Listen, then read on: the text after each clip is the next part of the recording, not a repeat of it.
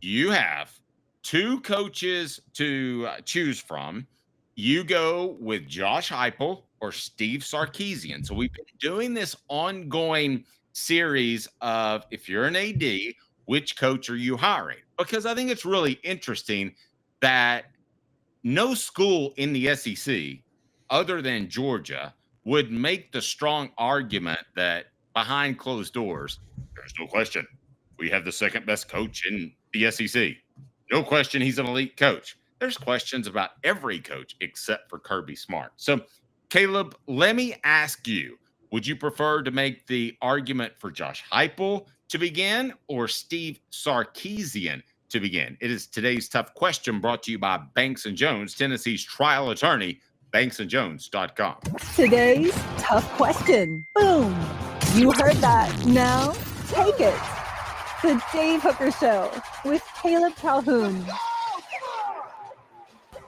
Represented by T. Scott Jones, banksandjones.com, Tennessee's trial attorney. From the Ted Russell Ford Lincoln Studio, East Tennessee's #1 volume and customer service dealer, Ted Russell Ford and TedRussellLincoln.net. Now to the Dave Hooker Show on Off the Hook Sports. All right, Caleb. So give us a rundown of who we've hit on so far. We've gone Lane Kiffin. What other coaches have we compared Josh Heupel to if we're an athletic director looking to make a hire one day? Yeah, we've gone Lane Kiffin, we've gone Brian Kelly, and we've gone Kalen DeBoer to this point. And where do we stand on those? Do you recall? We both agreed that you're taking Josh Heupel over Brian Kelly and Lane Kiffin. Brian Kelly, because I think Brian Kelly has, I think largely for both of those, we believe Josh Heupel establishes a better culture than those two. Now, Kalen DeBoer, I think we were split. I leaned to Kalen DeBoer. I think you might have too, actually, because I believe in Kalen DeBoer a lot more than a lot of people in Alabama do right now. And I know that's controversial, but I still maintain that what Kalen DeBoer did last year with Jalen Milroe was nothing short of a miracle, because Jalen Milroe could not fit that system whatsoever. I mean, it's like trying to run a triple option with Peyton Manning as your quarterback. And that's what Kalen DeBoer was trying to do last year with Jalen Milroe in his system. Okay. So I would take Josh Heupel over Kalen DeBoer. I would take Josh Heupel over Lane Kiffin. And who was the third that we had? Brian Kelly. I would take him over Brian Kelly. I would. I think that Notre Dame team was put together by boosters, even though that wasn't NIL ready at the time. And I think they made it, but they were still woefully short of playing with a team as good as Alabama. So today, who's our matchup? We got Josh Heupel versus Steve Sarkisian. And Can I give you this just on the front end, and you set us up? At this point, it's a total coin flip, because I know about Steve Sarkisian's issues off the field because they were reported. Otherwise, I didn't cover Southern California closely at the time. I probably wouldn't have known. I know of some of Lane Kiffin's malfeasance off the field, and if you live in Knoxville, or you're on message boards, you probably know a lot of them as well. Now, not everything on message boards or in gossip mills is true. However, some of it's true, I can tell you firsthand, and some of it is something that, let's just say, that you wouldn't want your daughter's husband doing. Nothing terrible. Now, if you don't want to believe any of that and it hasn't been reported, and that's fair, I think there is no question that there's something analogous in terms of bad stuff. Like, you're not hurting anyone if you show up drunk to the special teams meeting on Sunday morning. You're Steve Sarkisian, which he did. Okay, you're not technically hurting anyone if you get in a car wreck with a couple of co-eds and you get out of it, or you have a house in West Knoxville that houses a couple of co-eds and you're married. I mean, technically, is that wrong? Yes. But does it hurt anybody? Not really, I guess. Well, it hurts Layla. But anyway, maybe they were okay with that. That was the rumor as well. But anyway, we're talking about gossip. But let's talk about the one thing that we do know. the two comparisons that we do know, and one is just against the coach's creed. And I don't care what you say, it's a dastardly thing to do. And I would argue what Lane did was as bad from just a purely professional football standpoint as showing up to a special teams meeting hammered at Sunday in the morning at 8 o'clock, which is still a little bit odd. But it's today's tough question. I'm going to tell you what it is. Brought to you by Bank. Do you know what it is, Caleb? Do you know what I'm hinting at? Well, I mean, we're comparing Josh Heupel to Steve Sarkisian, but I get your point bringing in the Lane Kiffin issues. But today's tough question is just simple: is Josh Heupel or Steve Sarkisian the better coach? Right. All right. Let's do that right now. The Lane Kiffin thing, by the way, was taking away prospects. So I think that was pretty dastardly. And that's one of the things we referenced. So one of the things you don't have to deal with is Josh Heupel in terms of personality issues, in terms of moral issues. I mean, to this point, there has been no issue of that. Today's tough question: you're an athletic director. Do you take Steve Sarkisian or Josh Heupel? Today's tough question brought to you by Banks & Jones, Tennessee's trial attorney, banksandjones.com. Why Banks & Jones? Well, it's because they're Tennessee's trial attorney. You can play to win with Banks & Jones because they'll go to trial. You've heard of other lawyers. They say they'll go to trial and fight for you. They won't. They just want to settle. That's the easiest way out. Well, that's not Banks & Jones, led by T. Scott Jones. They won't settle. They'll go to trial for you. Tennessee's trial attorney. They play to win.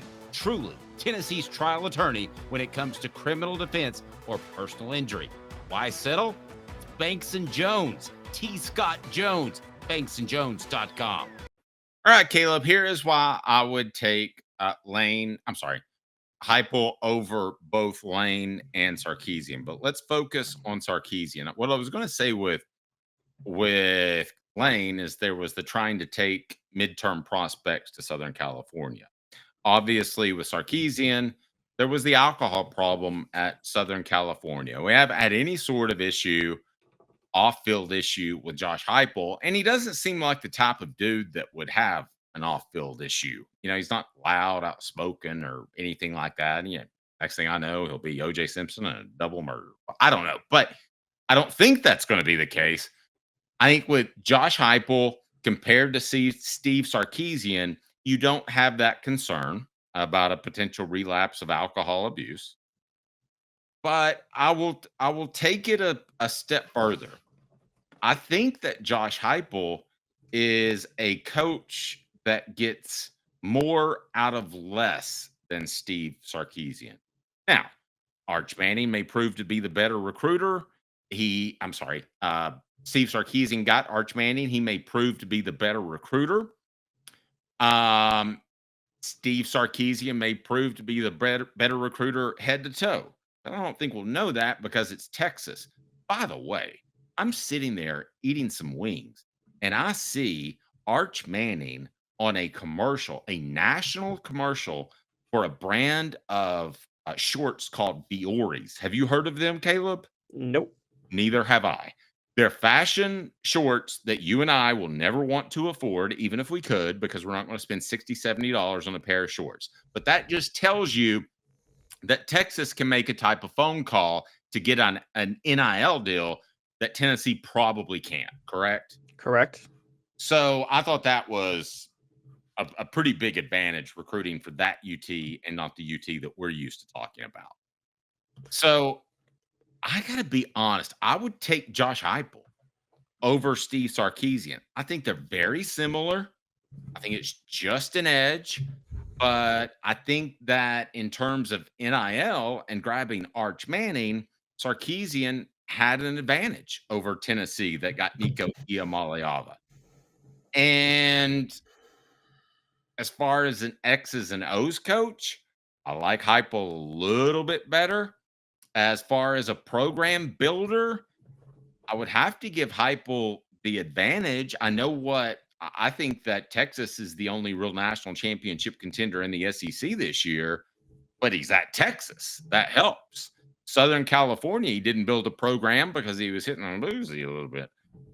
So, Caleb, I got to go Josh Heupel, and the more I hash it out in my mind, it's not close. Can we make it the poll question as well, please? Yeah, we'll set that up in a second. I Totally agree. And I'll take it a step further. So I want to compare their resumes real quick with me getting started. So Steve Sarkisian took over at Washington for Ty Willingham.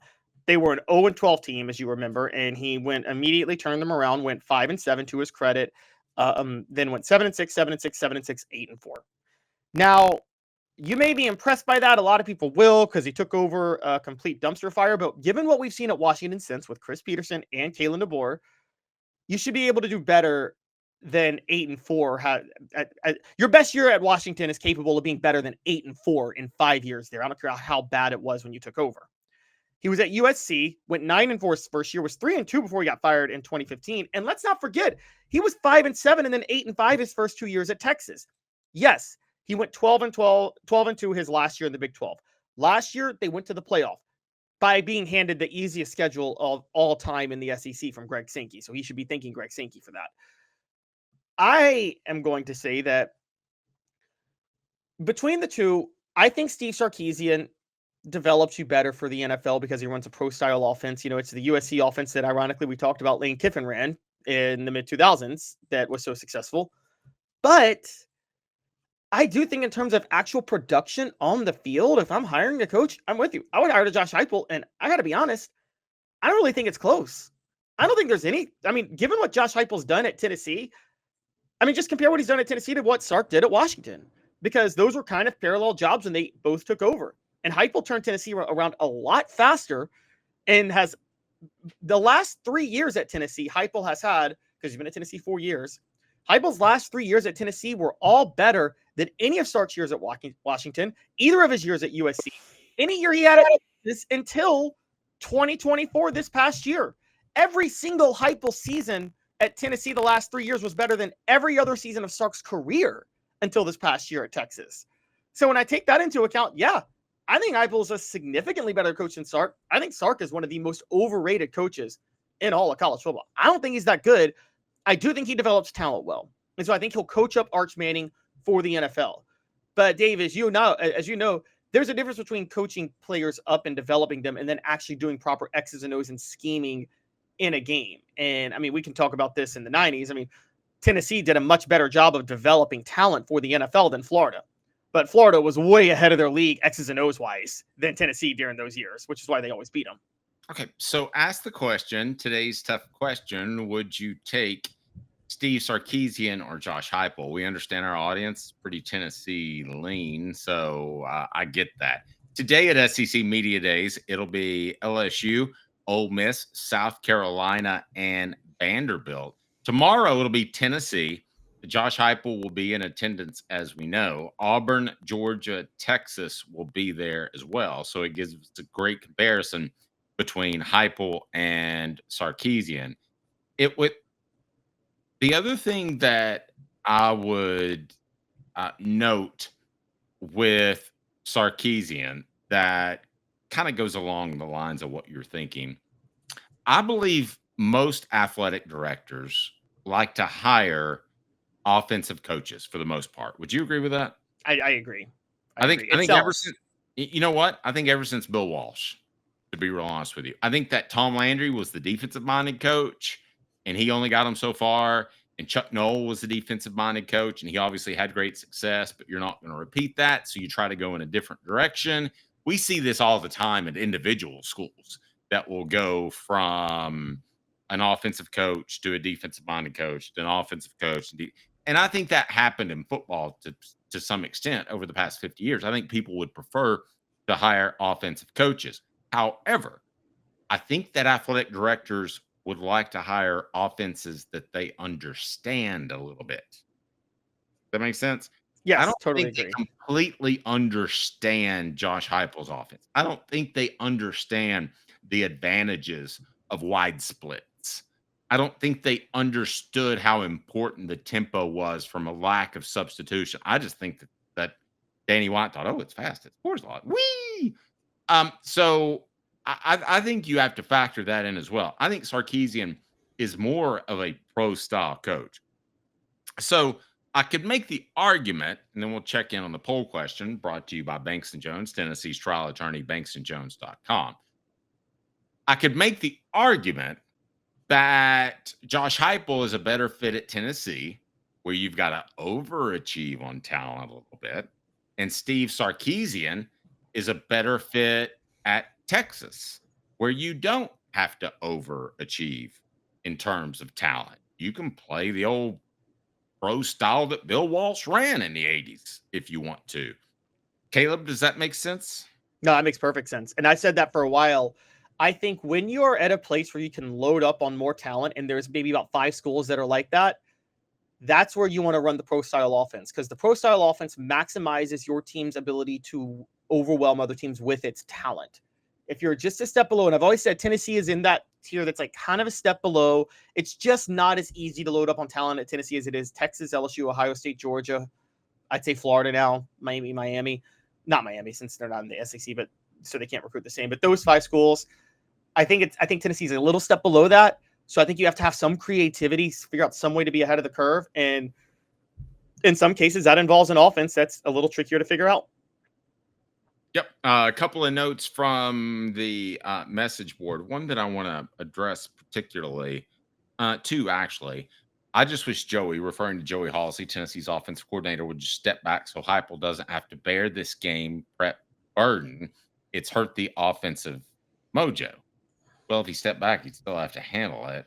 How big of a problem is Joey Halsey, do you think? I mean, we don't know. It hasn't been long enough to truly judge, and we won't know unless Josh Heupel fires him, quite frankly. Well, you tell me if this is what I'm about to say, if this is a problem, because you've covered a lot of coordinators. I don't think Joey Halsey is a problem per se. I just don't think he's an asset. Does that make sense? Mm-hmm. It's Josh Heupel's offense, the base and the root, as somebody would say. The meat and potatoes of the dish has always been what Josh Heupel's doing. But the offensive coordinator was there to add a little seasoning. Alex Golish, he would draw up maybe about 7 scripted plays in a game that were very creative, and you didn't know when he was going to drop them in. And I feel like Joey Halsey never does that. And those 7 plays can make a difference in any football game. Yep. There we go. A couple of other notes. One that I wanted to, and that is that Sark cleaned up his act. Yeah, but we're acting like athletic directors. So I still think you have to factor that in at some point, that could be a potential issue. I mean, I'd like everybody to get a clean slate. I mean, goodness knows we've probably all needed a clean slate at times. I know I have. But by the same token, if you're a hiring agency, it's hard for that not to be in the back of your head. If you're an athletic director, and we're athletic director Caleb and athletic director Dave, we're co-athletic directors of the University of Awesomeness. And it's going to come up in the conversation, Caleb. He didn't just at 2:00 in the morning get a DUI in the offseason. He showed up to a special teams meeting hammered. Yeah, he did. At 9 in the morning. And wasn't it after a loss? I thought it was after a win. I don't know which one's more troubling, to be real honest with you. Yeah, that's a good point.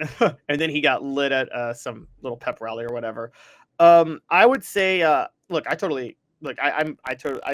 you got to factor that in. And also, I just think production-wise, if you look at their track records, Josh Heupel's just been more successful. It's that simple to me.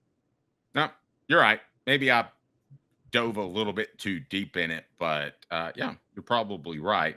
I think Josh Heupel runs the type of offense that would scare some athletic directors. Is Totally maybe agree. why he didn't get even more consideration before Tennessee. Remember, Tennessee felt like they were reaching a little bit to get him.